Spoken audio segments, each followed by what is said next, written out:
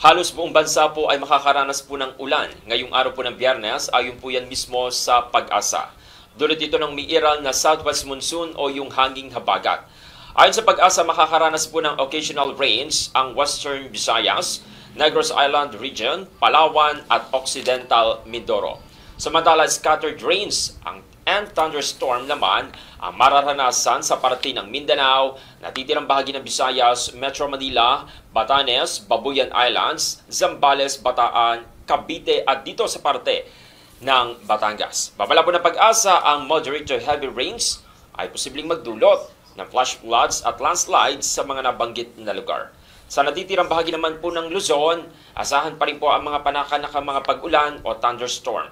Malalakas din po ang ihip ng hangin at katamtaman hanggang maalon na karagatan sa hilaga at kanlurang bahagi ng Luzon. Sa iba pang panig ng bansa, banayad naman hanggang katamtaman ng hangin at banayad ang pag-alon ng dagat.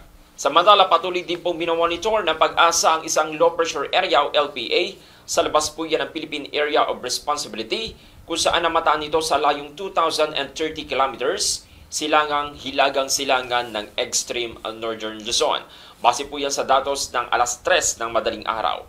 Ayon sa Pag-asa, wala itong direktang epekto sa bansa sa ngayon, pero may mataas na posibilidad na maging bagyo sa loob ng 24 oras. Gayunpaman, hindi inaasahang papasok ng PAR ang naturang LPA.